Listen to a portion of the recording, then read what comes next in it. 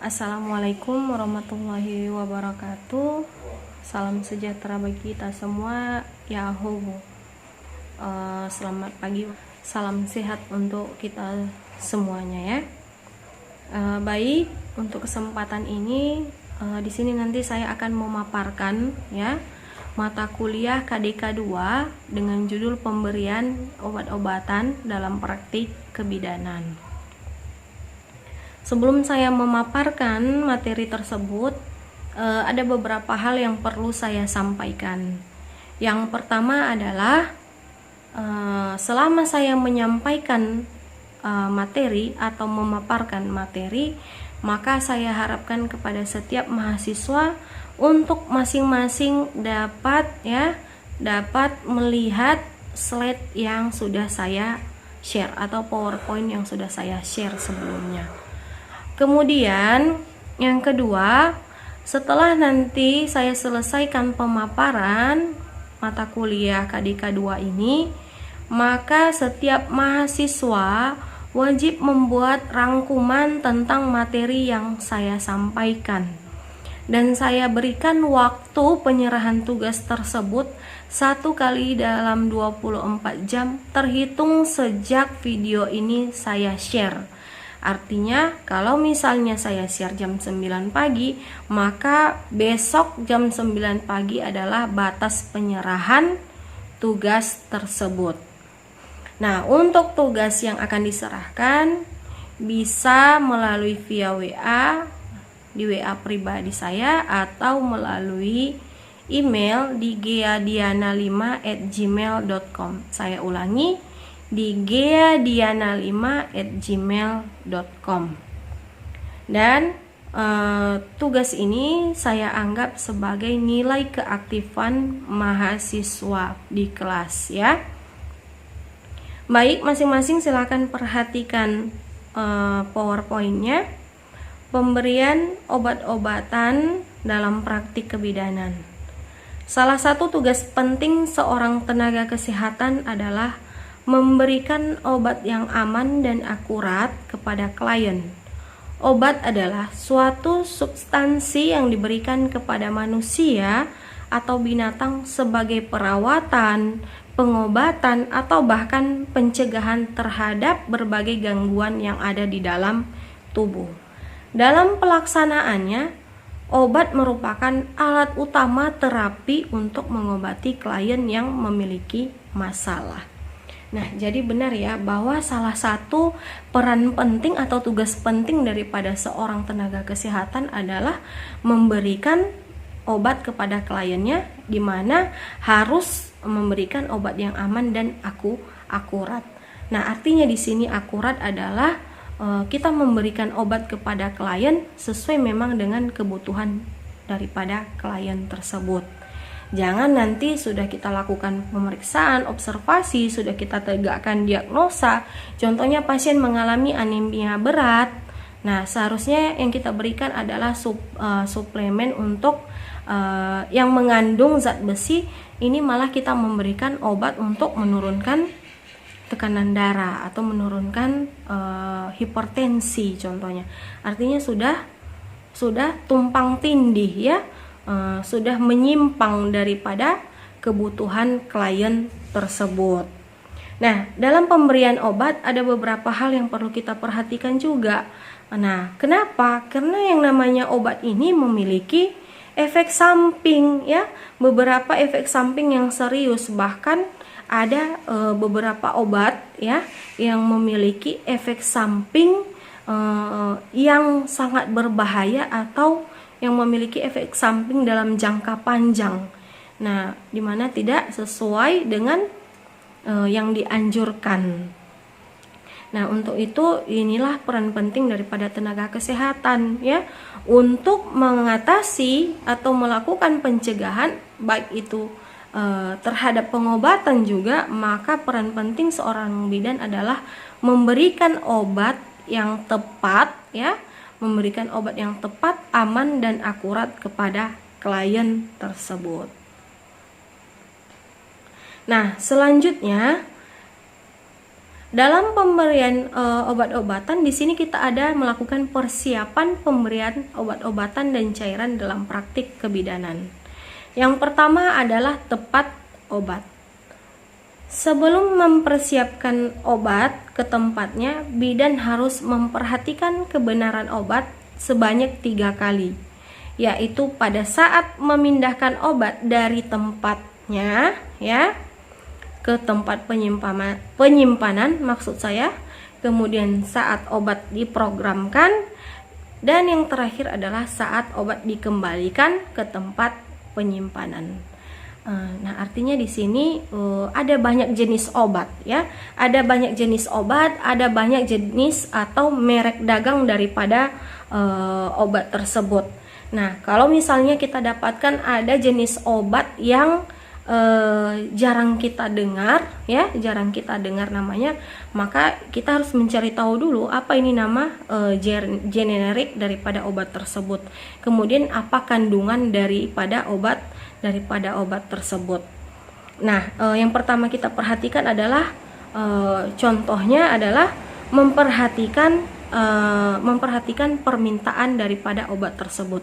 Kita cocokkan labelnya sama tidak dengan permintaan obat tersebut. Nah, ini kita cocokkan sebanyak 3 kali. Cocok tidak ya permintaan obat, contohnya ini udah diajukan ke bagian farmasi, ini cocok tidak yang diberikan ini, cocok tidak contohnya jenis obatnya ini, kemudian dosisnya ini cocok tidak dengan yang memang kita minta untuk kebutuhan daripada pasien tersebut. Kemudian selanjutnya apabila kita temui ada label obat yang tidak terbaca, maka itu harus segera kita kembalikan ke bagian farmasi untuk segera dikonfirmasi. Jangan sampai obat yang kita berikan kepada pasien ini meragukan kita sendiri, apalagi tidak sesuai dengan kebutuhan daripada pasien tersebut. Nah, kalau yang pertama tadi tepat obat, yang kedua adalah tepat dosis. Untuk menghindari kesalahan pemberian obat, maka penentuan dosis harus diperhatikan dengan menggunakan alat standar seperti obat cair, harus dilengkapi dengan alat tetes, gelas ukur, spuit atau sendok khusus, alat untuk membelah tablet dan lain-lain, sehingga perhitungan obat benar untuk diberikan kepada pasien. Nah, contohnya ini pemberian obat cairan. Nah, artinya sudah ada takaran, tepat dosis, sudah ada takarannya. Untuk menetapkan takaran atau dosis, maka contohnya kita menggunakan gelas ukur. Nah, kalau misalnya kita jumpai pada obat sirup ya pada bayi, itu pada bagian dalam atau bagian atas botol sirup tersebut itu sudah diberikan gelas ukur atau berapa dosis yang diberikan setiap satu kali si bayi atau si anak ini mengkonsumsi obat tersebut. Artinya jangan melebihi daripada dosis yang dibutuhkan oleh keadaan pasien tersebut. Jangan nanti, ini contohnya untuk obat tablet. Nah, itu biasanya sudah ada alat pembelah untuk obat tablet. Contohnya dibagi per 2 bagian atau dibagi menjadi per 3 bagian. Jangan nanti ini dibagi 2, tetapi sisi yang sebelahnya lebih besar. Kalau misalnya lebih besar, artinya dosisnya lebih besar dibandingkan sisi yang sebelah kita berikan kepada pasien. Artinya di sini harus tepat dosis ya. Kemudian yang ketiga adalah tepat pasien. Obat yang akan diberikan hendaknya benar pada pasien yang diprogramkan dengan cara mengidentifikasi kebenaran obat dengan mencocokkan nama, nomor register, alamat, dan program pengobatan pada pasien. Nah, jadi ini apalagi kalau misalnya di suatu pelayanan kesehatan ini ada contohnya dinasnya terbagi 3 shift, ada dinas pagi, ada dinas siang, atau ada dinas malam.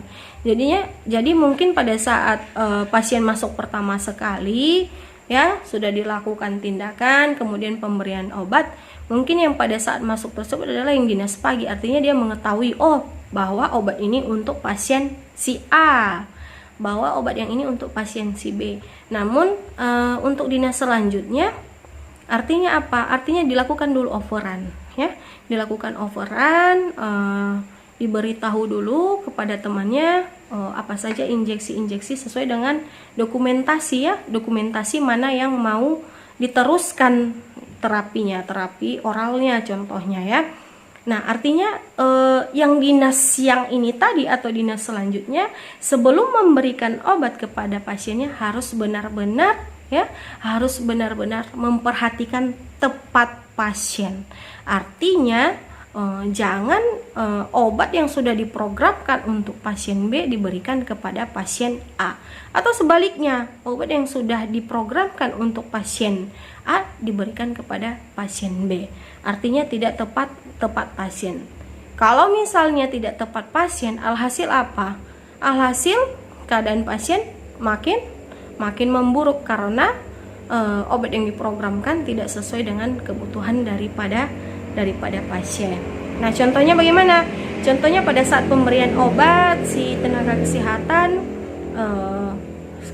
kesehatan ini harus memeriksa dulu atau harus memperhatikan bahwa benar nggak obat yang ada di label ini untuk si A, bahwa benar yang akan kita berikan obat itu adalah pasien A, dan seterusnya, begitu maksudnya, ya. Nah, kalau misalnya kita dapati ada pasien yang memiliki gangguan verbal, kita lihatlah pada papan registernya tersebut, ya. Kita cocokkan sesuai nggak namanya tersebut dengan obat yang mau diprogramkan atau yang diberikan kepada si pasien tersebut. Atau bisa dengan bantuan keluarga, kita menanyakan bahwa apakah ini benar Nyonya A, benar tidak umurnya sekian. Jangan sampai kita salah dalam memberikan obat tidak tepat kepada orang yang akan kita tuju. Baik, selanjutnya yang perlu kita perhatikan adalah tepat cara pemberian obat atau rute obat tersebut. Obat dapat diberikan melalui sejumlah rute yang berbeda. Ya, faktor yang menentukan pemberian rute terbaik ditentukan oleh keadaan umum pasien tersebut, kecepatan respon yang diinginkan, sifat kimiawi dan sifat fisik obat, serta tempat kerja yang diinginkan. Obat dapat diberikan secara peroral, sublingual, parenteral, topikal, rektal, atau inhalasi. Nah, artinya setiap obat ini beda rutenya, ya, beda rutenya atau beda cara pemberian obatnya. Contohnya, kalau misalnya pemberian obat ini ada berbagai macam seperti yang disebutkan tadi, bahwa ada obat yang diberikan secara peroral. Kalau misalnya obat tablet, maka berikan dia secara peroral. Kalau dia jenis cairan, bisa kita berikan secara injeksi, ya. Bisa kita berikan secara rektal atau bisa kita berikan secara inhalasi. Artinya sesuai dengan rute, ya, atau tepat cara bagaimana obat ini dapat kita salurkan ke dalam tubuh pasien tersebut. Kemudian selanjutnya tepat waktu. Pemberian obat harus benar-benar sesuai dengan waktu yang telah diprogramkan, karena berhubungan dengan kerja obat yang dapat menimbulkan efek samping terapi dari obat tersebut. Nah, jadi benar ya bahwa dalam pemberian obat ini kita pun harus tepat waktu. Kenapa harus tepat waktu? Karena obat yang kita berikan ini ada hubungannya atau kaitannya dengan kinerja daripada obat tersebut atau efek terapi daripada obat tersebut, ya. Nah, ini sangat penting khususnya bagi obat yang efektivitasnya tergantung untuk mencapai dan mempertahankan kadar darah yang memadai. Jika obat harus diminum sebelum makan, untuk memperoleh kadar yang diperlukan maka harus diberikan 1 jam sebelum makan. Nah, jadi perlu diperhatikan ya, bahwa pemberian obat ini tidak sembarangan. Kalau misalnya diberikan pada saat sebelum makan, bukan pada saat kita minum obat kemudian langsung kita makan, melakukan aktivitas makan, tidak. Nah, untuk mencapai kadar tertentu maka obat tersebut kita konsumsi harus 1 jam sebelum makan. Ya, artinya ada waktu yang diberikan untuk obat untuk bisa bekerja di dalam tubuh kita, ya.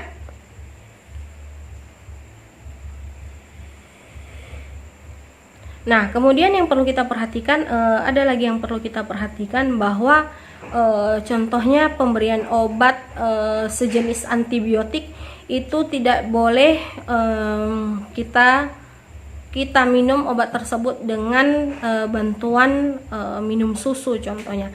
Nah, makanya ini tenaga kesehatan menganjurkan kita kalau misalnya kita mengkonsumsi ini obat yang diberikan secara oral, maka lebih baik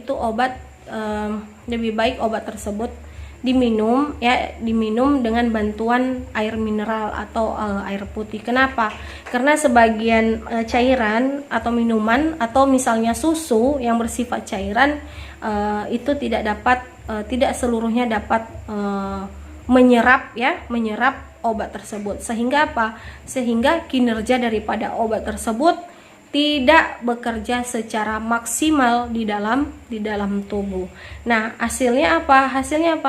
Maka keluhan daripada pasien tersebut maka tidak bisa teratasi dengan maksimal.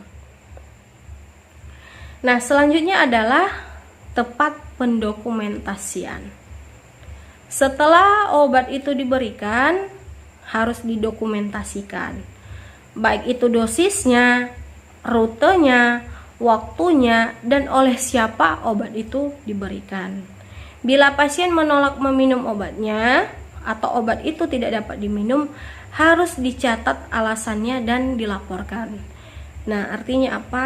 Ini sebelumnya sudah kita pelajari bahwa pentingnya pendokumentasian setiap tindakan yang dilakukan oleh tenaga kesehatan. Untuk apa pendokumentasian? Untuk memudahkan kita dalam memberikan tindakan selanjutnya. Kemudian salah satunya adalah sebagai pegangan kita apabila suatu waktu ada pihak pasien ataupun pihak keluarga yang mengajukan gugatan, ya. Artinya apa? Artinya kita harus menjalankan atau melaksanakan tindakan sesuai dengan SOP-nya. Jadi kalau misalnya seharusnya jam 7 pagi, nih pasien harus diberikan obat dengan dosis sekian, rutenya contohnya melalui oral, per oral, tapi pasien tidak mau minum obat. Nah, maka harus kita catat, kenapa sih pasien tidak minum obat? Bahwa pukul 7 pasien tidak minum obat, sudah diberikan obat tapi tidak meminum obat dengan alasan apa? Artinya kalau misalnya suatu saat terjadi hal yang tidak diinginkan, nah maka keluarga tidak bisa menggugat tenaga kesehatan. Kenapa? Karena tenaga kesehatan sudah melakukan tugasnya, ya, sudah berusaha melakukan tugas secara maksimal. Tetapi ada beberapa hal yang hasilnya tidak bisa maksimal karena keadaan pasien contohnya yang tidak mau mengkonsumsi obat tersebut. Dan ini harus dilaporkan. Artinya kalau misalnya pada saat pukul 7 yang dinas pagi ini pasien tidak mau mengkonsumsi obat, maka untuk tenaga kesehatan yang dinas yang selanjutnya ya silahkan beritahu atau dilakukan pendokumentasian, ya, bahwa apa-apa saja obat yang sudah dikonsumsi oleh pasien, ya, dan apa-apa saja yang tidak dikonsumsi dan apa alasannya kenapa pasien tidak mau mengkonsumsi obat tersebut. Baik, selanjutnya yaitu penggunaan unit obat-obatan dalam praktik kebidanan. Yang pertama adalah pemberian obat secara oral. Nah, pemberian obat secara oral ini adalah artinya pemberian obat melalui melalui mulut yang tujuannya adalah mencegah, mengobati ataupun mengurangi rasa sakit sesuai dengan jenis obat tersebut. Nah, sebelum kita memberikan obat secara peroral kepada pasien, maka kita sediakan dulu alat dan bahannya.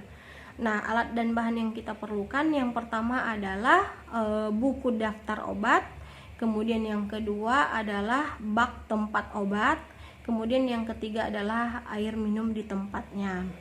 Nah, bagaimana cara kerjanya? Yang pertama adalah seperti biasa, sebelum tenaga kesehatan melakukan suatu tindakan, maka tenaga kesehatan wajib melakukan cuci tangan 7 langkah ya.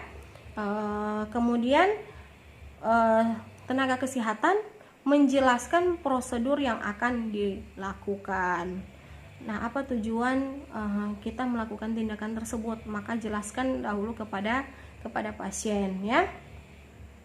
Kemudian langkah selanjutnya adalah setelah kita jelaskan prosedur, maka kita baca obat. Artinya harus kita pastikan ya, dengan pertimbangan ya prinsip pemberian obat tadi, bahwa harus tepat obat, tepat pasien, tepat waktu, tepat rute pemberiannya, kemudian tepat pendokumentasiannya.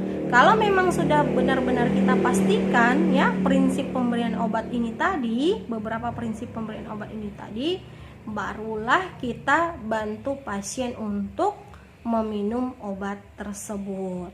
Kalau misalnya pasien mengalami kesulitan dalam meminum obat ya dengan cara berbaring, maka bantulah pasien ya dengan cara kita membantu mendudukkan pasien, kemudian sampai benar-benar kita pastikan pasien sudah mengkonsumsi obat ini, barulah kita meninggalkan pasien ya dari tempatnya. Kemudian yang kedua, pemberian obat via jaringan intrakutan. Nah, merupakan cara memberikan atau memasukkan obat ke dalam jaringan kulit ya, dengan tujuan pemberian obat intrakutan ya untuk melakukan skin test atau tes terhadap reaksi alergi jenis obat yang akan digunakan. Pemberian obat melalui jaringan intrakutan ini dilakukan di bawah dermis atau epidermis ya, di bawah kulit. Secara umum dilakukan pada daerah lengan bagian ventral. Nah, artinya biasanya ini pemberian obat via jaringan intrakutan ini diberikan ya pada saat kita melakukan skin test ya, atau melakukan tes terhadap reaksi daripada obat. Karena ada beberapa orang ya, atau ada sebagian pasien atau sebagian orang yang alergi terhadap suatu jenis obat misalnya. Jadi sebelum kita memberikan obat, kita pastikan dulu ini obat memiliki reaksi alergi tidak kepada pasien. Kalau misalnya menimbulkan reaksi alergi, nah ini contohnya sudah kita berikan obat secara intrakutan. Nah, sudah kita lingkari pada bagian lengan, maka kita tunggu dalam beberapa waktu atau beberapa menit ya, 1-2 menit. Kalau misalnya menimbulkan reaksi alergi, maka di sekitar daerah yang telah kita suntikan tadi ada timbul bintik-bintik merah ya, atau menimbulkan reaksi gatal. Nah, artinya hati-hati bahwa pasien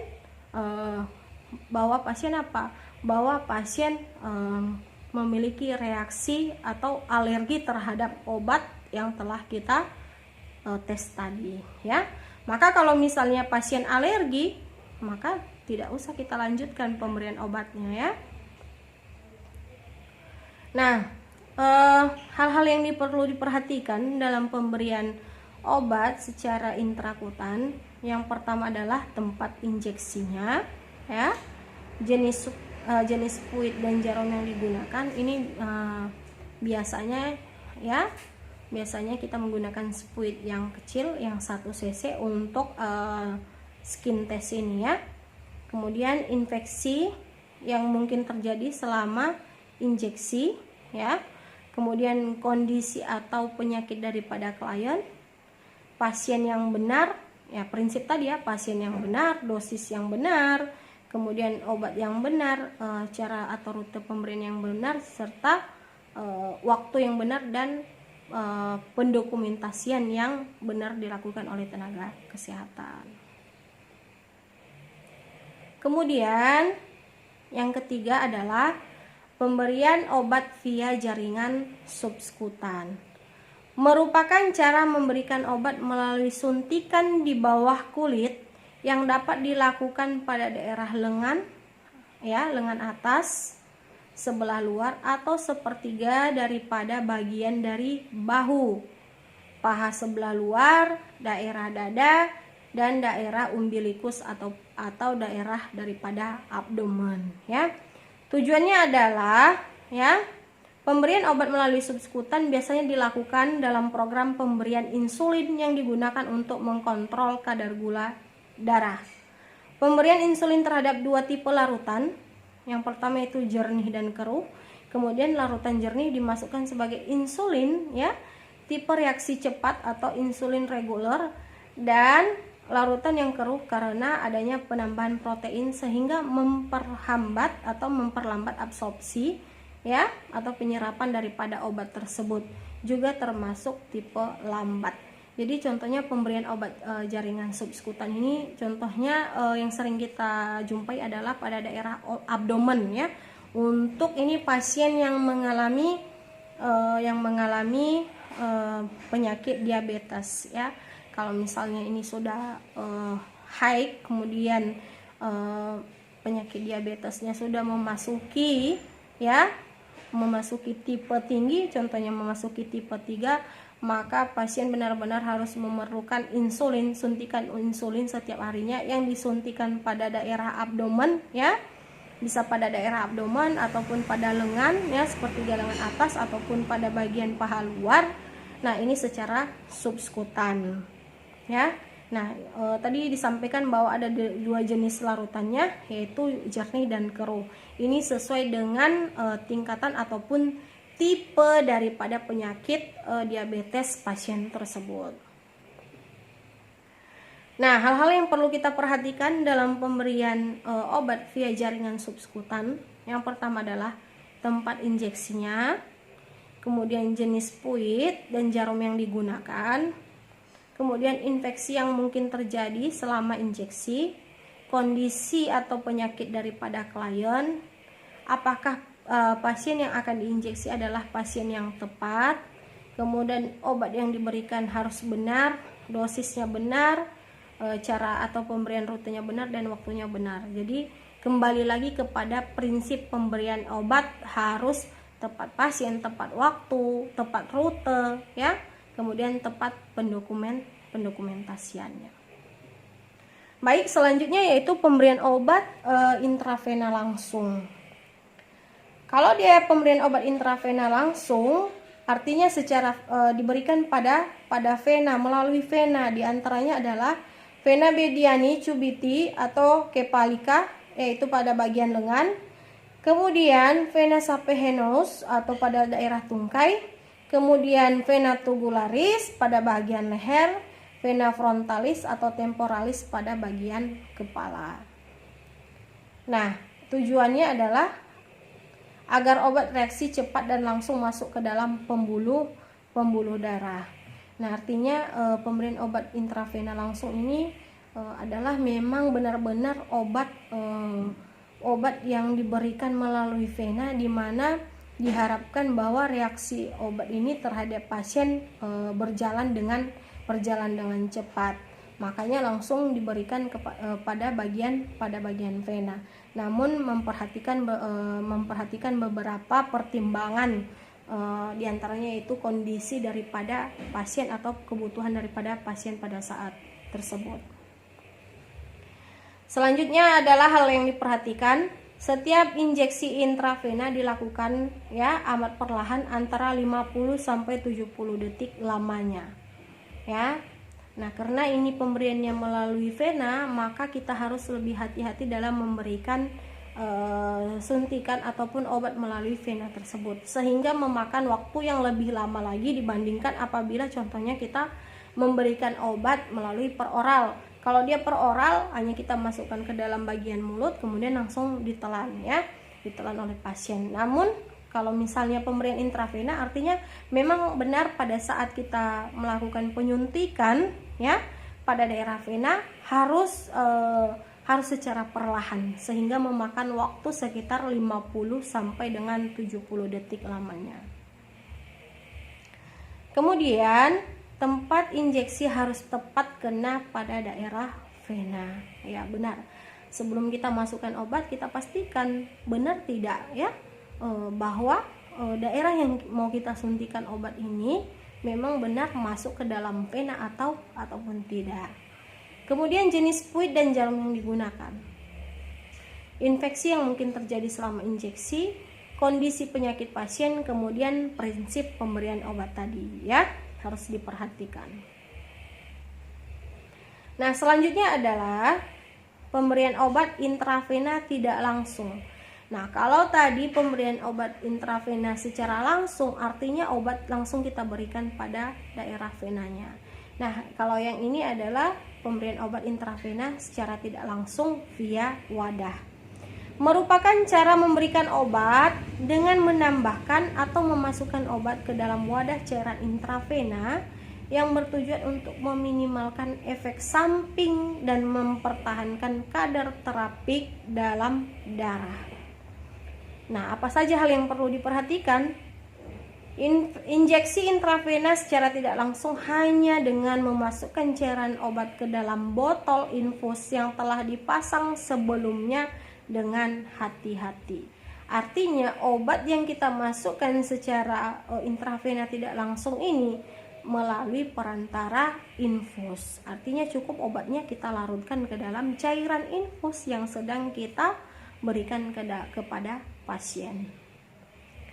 Kemudian jenis fluid yang digunakan, infeksi yang mungkin terjadi selama kita melakukan injeksi tersebut. Kemudian prinsip pemberian obat. Kembali lagi, tepat pasien, tepat obat, tepat waktu, tepat rute, dan tepat pendokumentasiannya. Kemudian pemberian obat intravena melalui selang. Nah, alat dan bahan yang kita gunakan apa saja? Ada spuit dan jarum sesuai dengan ukuran. Kemudian obat dalam tempatnya, selang intravena, dan kapas alkohol. Nah, prosedur kerjanya yang pertama seperti biasa kita cuci tangan. Jelaskan prosedur dulu yang akan dilakukan. Kalau misalnya pasiennya sudah jelas, kemudian kita mintakan inform consent. Kalau pasiennya setuju atas tindakan yang kita lakukan, baru kita melakukan tindakan tersebut. Kemudian prosedurnya selanjutnya periksa identitas pasien dan ambil obat, kemudian masukkan ke dalam spuit. Ya, pastikan bahwa pasien yang akan kita berikan obat ini melalui selang adalah benar pasien yang kita tuju. Ya, jangan sampai tidak tepat pasien. Kemudian selanjutnya cari tempat penyuntikan obat pada daerah selang intravena. Kemudian lakukan desinfeksi dengan kapas alkohol dan stop aliran. Selanjutnya lakukan penyuntikan dengan memasukkan jarum spuit hingga menembus bagian tengah dan masukkan obat perlahan-lahan ke dalam selang intravena. Kemudian setelah selesai tarik spuit, periksa kecepatan infus dan observasi reaksi daripada obat tersebut. Cuci tangan dan jangan lupa lakukan pencatatan atau pendokumentasian terhadap obat yang telah kita berikan. Nah, itu dia tadi ya prosedur kerja daripada pemberian obat melalui selang. Kemudian selanjutnya yaitu pemberian obat per intramuskular. Nah, apa itu pemberian obat per intramuskular? Merupakan cara memasukkan obat ke dalam jaringan otot, ya, di mana lokasi penyuntikan yaitu pada daerah paha atau vastus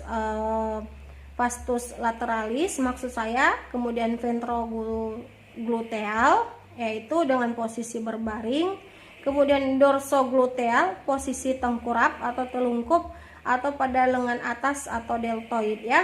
Tujuannya agar obat diabsorpsi lebih cepat ya. Nah, apa hal yang perlu diperhatikan dalam pemberian obat intramuskular atau secara IM, yaitu tempat injeksi ya. Kemudian jenis fluid dan jarum yang digunakan, infeksi yang mungkin terjadi selama injeksi, kondisi atau penyakit daripada pasien ya. Kemudian prinsip pemberian obat, tepat pasien, tepat obat, kemudian tepat waktu, tepat rute, dan tepat pendokumentasiannya ya. Baik, selanjutnya yaitu pencegahan injuri pengobatan dalam praktik kebidanan. Nah, yang pertama adalah alergi obat biasanya terjadi karena tubuh seseorang sangat sensitif terhadap reaksi yang berlebihan ya terhadap obat yang digunakan. Jadi respon tubuh seseorang tersebut pasti berbeda-beda terhadap suatu jenis obat yang kita gunakan. Nah, apabila pasien menimbulkan reaksi ya seperti gatal-gatal atau sensitif terhadap obat yang kita berikan, artinya pasien mengalami reaksi alergi terhadap obat tersebut. Nah, bagaimana cara melakukan tesnya? Nah, salah satunya seperti yang kita contohkan tadi, yang saya jelaskan tadi, maksudnya yaitu dengan melakukan skin test ya, dengan memasukkan obat di bagian bawah kulit atau di bagian epidermis daripada kulit. Kemudian hindari mengkonsumsi obat yang tidak diperlukan. Nah, artinya di sini pasien diharapkan untuk mengkonsumsi obat-obatan yang hanya sesuai dengan kebutuhan kondisi daripada pasien tersebut. Nah, di sini juga tugas bidan atau tenaga kesehatan adalah memantau pasien ya, memantau pasien dalam mengkonsumsi obat-obatan. Sehingga obat-obatan yang tidak dibutuhkan atau tidak diperlukan oleh tubuh pasien tersebut tidak dikonsumsi secara terus-menerus oleh pasien. Kemudian ganti obat yang digunakan dengan obat yang sesuai dengan kondisi ataupun respon organ-organ dalam ataupun luar daripada tubuh seseorang. Nah, artinya ini kembali kepada reaksi obat yang kita berikan kepada pasien dan kondisi daripada pasien tersebut. Kemudian vitamin dikatakan aman sebab sekalipun vitamin dapat menimbulkan alergi bukan karena zat tambahan di dalamnya. Selanjutnya, untuk menghentikan alergi obat hanya dengan satu cara ya, yaitu dengan menghentikan pemakaian obat tersebut dan mengatasi keadaan yang timbul daripada efek obat tersebut. Artinya, kalau misalnya kita sudah menjumpai pasien kita ya memiliki respon atau reaksi terhadap obat tersebut, yaitu reaksi alergi, maka kita stop. Nah, kita sebagai tenaga kesehatan di situ menganjurkan pasien untuk menstop atau memberhentikan obat yang menimbulkan reaksi alergi tersebut untuk dikonsumsi pasien ya.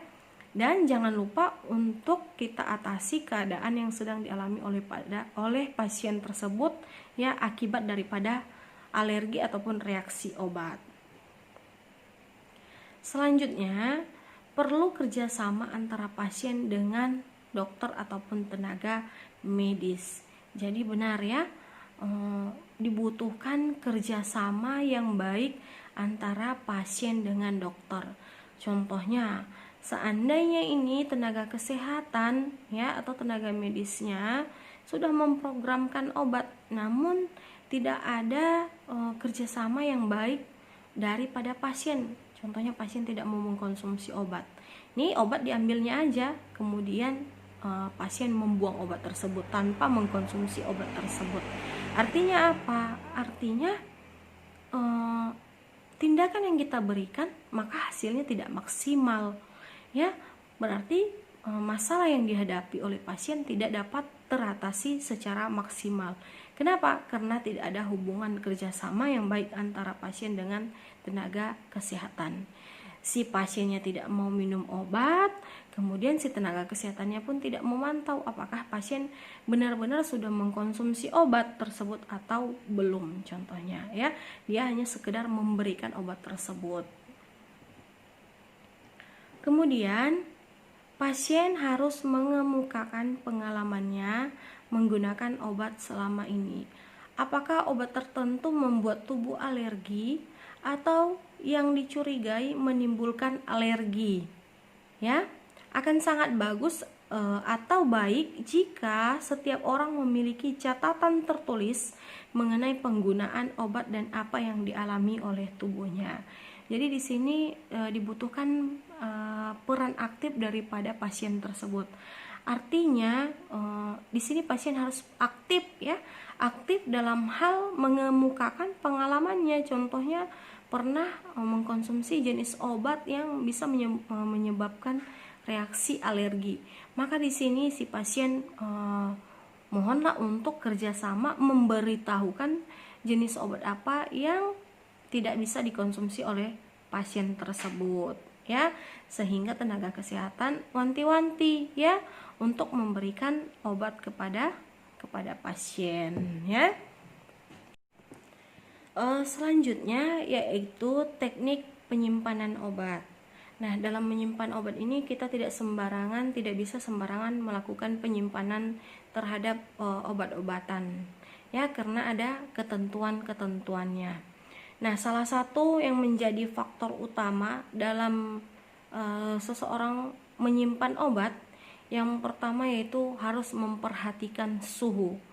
Kemudian yang kedua harus memperhatikan posisi, dan yang ketiga adalah harus memperhatikan kadaluarsa ataupun tanggal expired daripada obat yang akan dikonsumsi tersebut. Nah, suhu di sini adalah faktor terpenting karena umumnya obat bersifat termolabil atau mudah rusak dan berubah ya. Nah, ini biasanya obat ini mudah rusak ataupun berubah karena disimpan pada suhu yang terlalu panas. Contohnya ya, bisa aja menyebabkan perubahan pada obat tersebut. Karena terkena suhu yang panas, maka obat yang padat bisa saja mencair atau bahkan berubah warna daripada obat tersebut. Kemudian untuk diperhatikan cara penyimpanan masing-masing obat yang berbeda-beda. Nah, misalnya insulin ataupun supositoria itu disimpan di tempat yang sejuk, yaitu di antara suhu di bawah 15 derajat Celcius. Tapi ingat, jangan sampai beku karena dapat merusak ya kinerja daripada obat tersebut ya.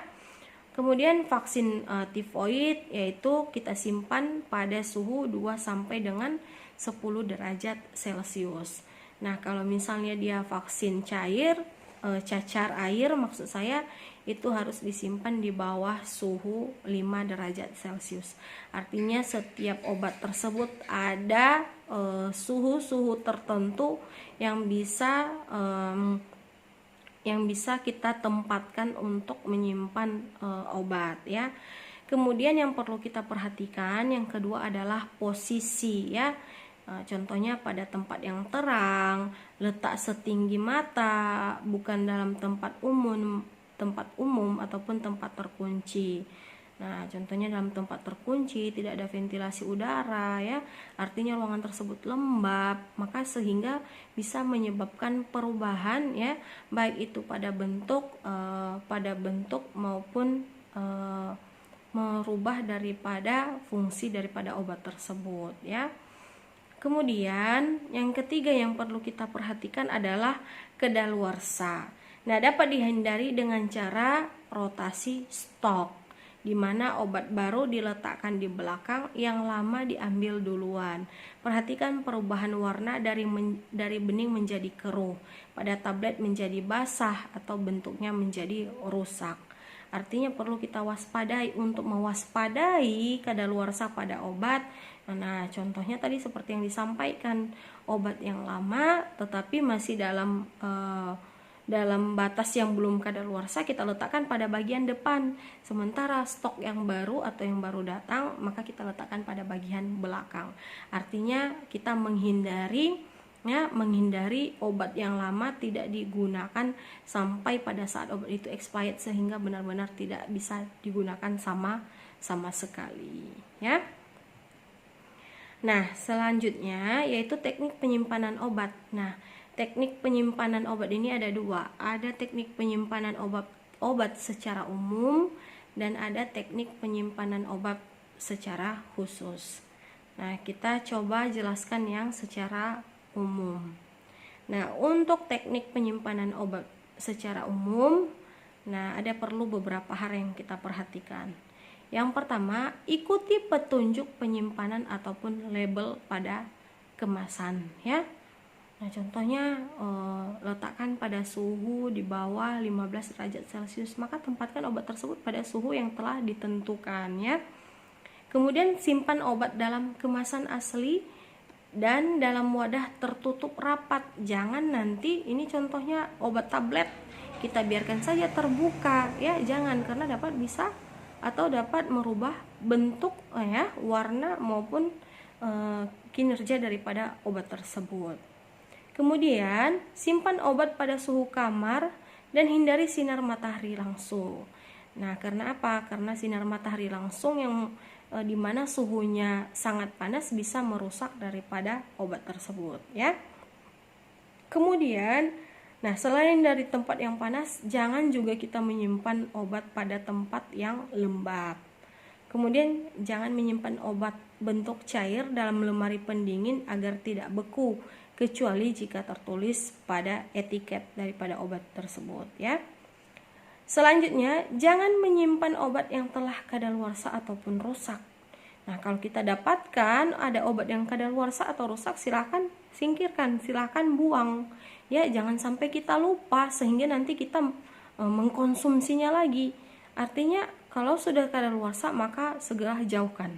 Ya, segera jauhkan. Kemudian, jangan meninggalkan obat di dalam mobil untuk jangka yang lama. Jauhkan maksud saya obat dari jangkauan anak-anak. Kemudian peralatan penyimpanan obat secara umum tadi, ya, memerlukan yang pertama lemari atau rak yang rapi dan terlindung dari debu, kelembapan dan cahaya yang berlebihan, ya. Kemudian lantai yang dilengkapi dengan pallet, ya. Nah, kalau yang tadi penyimpanan obat secara umum, selanjutnya adalah penyimpanan obat secara khusus. Nah, untuk penyimpanan obat secara khusus ini ada beberapa hal yang perlu kita ketahui. Yang pertama, sediaan obat vagina dan ovula. Nah, sediaan obat untuk vagina dan anus atau ovula dan suppositorial disimpan di lemari es karena dalam suhu kamar akan mencair. Artinya seperti obat vagina dan anus ini benar-benar kita letakkan di dalam lemari es, tetapi ingat jangan sampai membuat obat tersebut dalam keadaan beku, dan jangan menyimpan obat tersebut di dalam kamar. Kenapa? Karena kalau misalnya tidak kita simpan di dalam lemari es atau di dalam ruangan saja kita simpan, maka bisa menyebabkan obat tersebut bisa mencair. Kemudian yang kedua adalah sediaan aerosol ataupun spray. Sediaan obat jangan disimpan di tempat yang mempunyai suhu terlalu tinggi karena dapat menyebabkan ledakan. Ya, ini perlu diperhatikan bahwa tidak bisa untuk jenis aerosol ataupun spray ini disimpan dalam suhu yang terlalu tinggi, ya.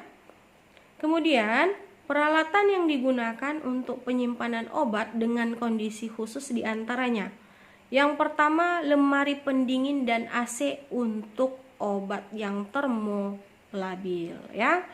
Kemudian fasilitas peralatan penyimpanan dingin harus divalidasi secara berskala. Lemari penyimpanan khusus untuk narkotika dan obat psikoterapi ini jangan digabungkan ya.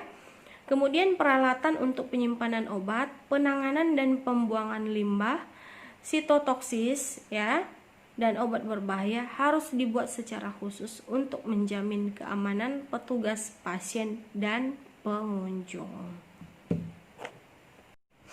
Nah, selanjutnya yaitu hal-hal yang perlu kita perhatikan dalam pemberian obat pada ibu hamil. Ya, yang pertama sedapat mungkin hindari penggunaan obat terutama pada trimester pertama kehamilan ya. Upayakan terapi non farmakologi. Nah, jadi kita upayakan apabila kita jumpai ibu hamil apalagi ini pada trimester pertama ya, maka sedapat mungkin kita menghindari agar ibu hamil ini tidak mengkonsumsi obat-obatan yang mengandung zat kimia ya, karena akan berdampak baik itu pada ibu sendiri maupun kepada janin yang dikandungnya. Kemudian obat hanya diberikan jika jelas dipergunakan dengan mempertimbangkan manfaat dan resikonya. Artinya pemberian obat pun pada ibu hamil ini diperbolehkan apabila dalam situasi atau kondisi tertentu ya, yang mana dapat mempertimbangkan manfaat ataupun resiko yang akan dialami oleh ibu akibat daripada penggunaan obat ya. Kemudian hindari obat baru karena datanya masih terbatas. Kemudian pilih obat dengan profil keamanannya yang sudah diketahui. Utamakan monoterapi, maksudnya penggunaannya satu jenis obat untuk pengobatan suatu penyakit. Jangan nanti untuk ibu hamil kita berikan 10 jenis atau 10 jenis merek dagang ya, obat yang sebenarnya komposisinya itu sama ya, namun karena tidak sabar, tidak ada kekurangan daripada keluhan yang dialami oleh ibu, maka kita menganjurkan mengkonsumsi obat terus-menerus ya dengan jumlah yang sangat banyak. Nah, itu tidak diperbolehkan ya. Kemudian gunakan dosis efektif yang terendah, tetapi perlu juga diingat bahwa perubahan fisiologis ibu selama kehamilan akan dapat merubah yang namanya farmakogenetika obat, sehingga pada beberapa ya obat mungkin perlu peningkatan dosis untuk mempertahankan kadar terapeutiknya. Jadi yang namanya ibu hamil ini pasti ada namanya perubahan fisiologisnya. Dengan terjadinya perubahan fisiologis pada ibu hamil ini, maka akan secara tidak langsung mengubah yang namanya farmakogenetika daripada obat, sehingga ibu hamil tersebut apabila ini terkadang beberapa ibu hamil yang kita berikan obat dosis rendah ini tidak mempan untuk mengatasi keluhannya, sehingga akibat perubahan tersebut kita perlu menambahkan dosis yang lebih tinggi daripada dosis sebelumnya ya, yang dapat mengatasi keluhan daripada ibu hamil. Namun kembali lagi ya, mempertimbangkan manfaat dan resiko yang akan dialami oleh ibu hamil dalam pemberian obat tersebut. Kemudian gunakan obat dengan durasi sesingkat mungkin. Jangan nanti kita menganjurkan pasien ya untuk mengkonsumsi obat-obatan dalam jangka yang panjang. Apalagi ini kalau misalnya dialami oleh yang namanya ibu hamil ya. Jadi jangan, kita hindari kalau bisa sesingkat mungkin durasi untuk konsumsi obat yang diberikan kepada ibu hamil. Kemudian, hindari obat yang bersifat teratogen pada wanita usia produktif. Jika obat yang digunakan kuat dapat menyebabkan kecacatan, maka lakukan USG.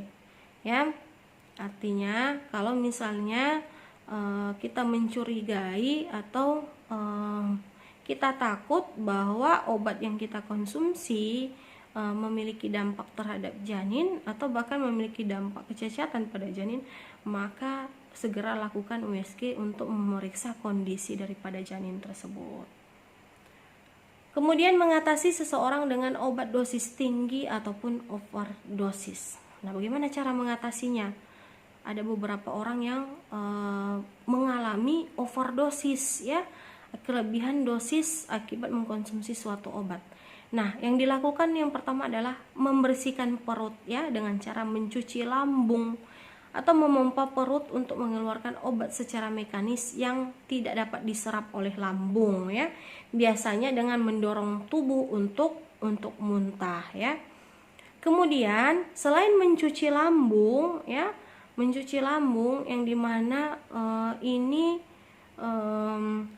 menyebabkan pasien muntah ya, memuntahkan obat yang telah dikonsumsi. Selanjutnya yang kita lakukan adalah mengkonsumsi arang aktif. Nah, arang aktif ini biasanya dijual di toko-toko ya, karena arang aktif bisa membantu mengikat dan menjaga obat dalam lambung serta usus sehingga mengurangi jumlah obat yang diserap ke dalam darah. Artinya ini kita bukan serta-merta menghilangkan reaksi daripada obat tersebut, hanya menghambat obat tersebut sehingga tidak seluruhnya diserap ya oleh tubuh ya ke dalam tubuh pasien ya. Kemudian jika kondisi semakin memburuk ya atau timbul gejala lain, hentikan mengkonsumsi obat dan mintalah bantuan tenaga medis untuk mengatasinya. Nah, kalau misalnya seseorang mengalami overdosis, untuk langkah pertama yang bisa dilakukan secara pribadi adalah cuci lambung dengan cara mendorong tubuh untuk menimbulkan reaksi muntah ya atau memuntahkan obat overdosis yang telah dikonsumsi. Atau yang kedua yaitu dengan mengkonsumsi arang aktif. Namun kalau misalnya kedua hal ini sudah dilakukan tetapi masih menimbulkan gejala lain, maka segera berhentikan konsumsi obat tersebut dan segera hubungi tenaga kesehatannya.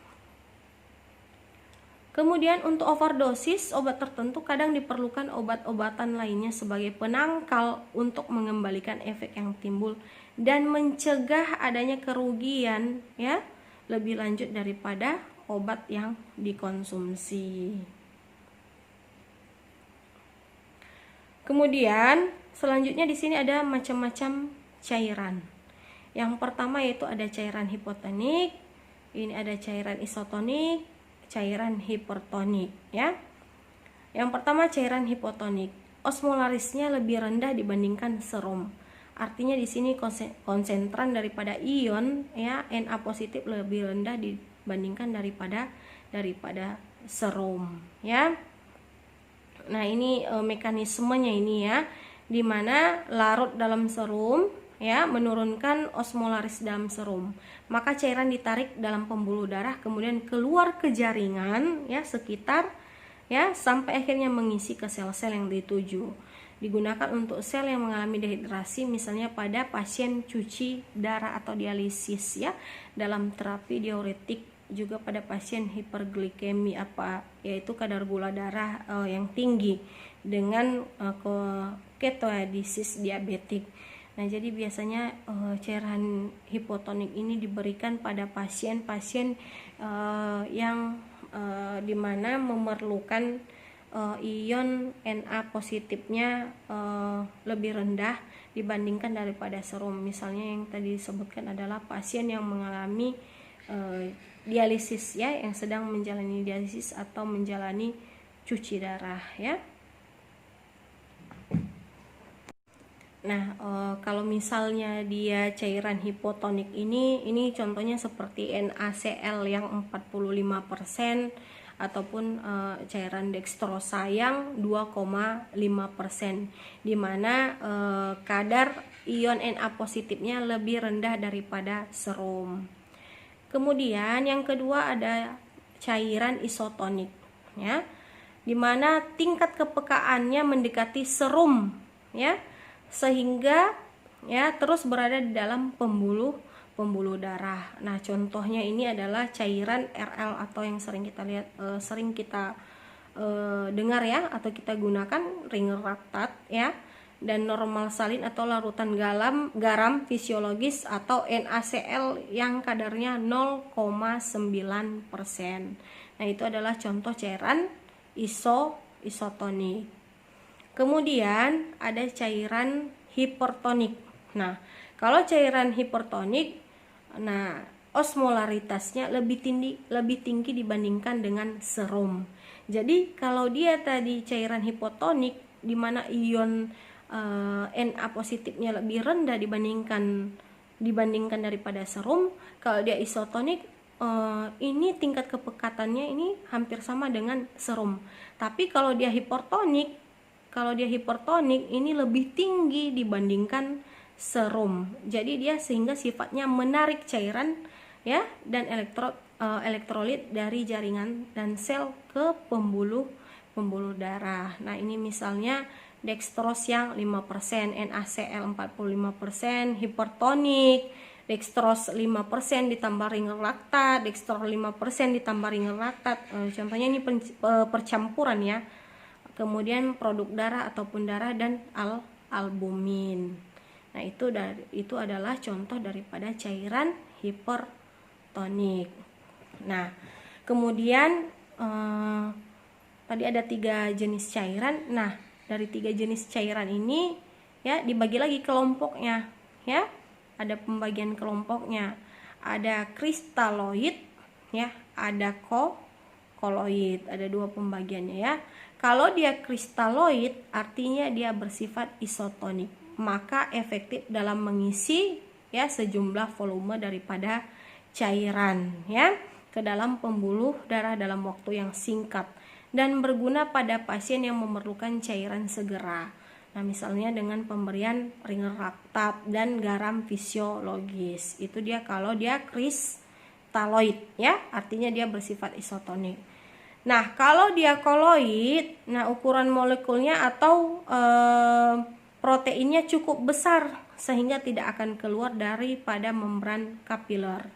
Akan keluar pada membran tidak akan keluar dari membran kapiler maksud saya dan tetap berada pada pembuluh darah. Maka sifatnya hipertonik ya. Kemudian ini dapat menarik cairan dari luar pembuluh darah. Contohnya ini seperti albumin dan steroid ya. Baik. Untuk slide saya sudah habis, artinya pemaparan saya tentang pemberian obat-obatan dan cairan pada praktik kebidanan telah selesai. Apabila dalam pemaparan saya ada materi atau pemaparan yang kurang jelas ataupun tidak dimengerti, maka kepada mahasiswi kami tingkat 1 bisa mengirimkan pertanyaan ya melalui WA ataupun via email dan nanti akan saya jawab pertanyaannya. Kemudian kembali saya ingatkan, jangan lupa untuk mengerjakan tugas saya berikan waktu 1 kali 24 jam terhitung sejak video ini saya share ya. Dan terakhir kita berdoa semoga pandemik segera berakhir dan kita semua kembali ke dalam aktivitas seperti semula ya di Akbid Haga Tercinta. Baik, terima kasih, demikian pemaparan saya. Selamat pagi. Assalamualaikum warahmatullahi wabarakatuh. Ya Allah.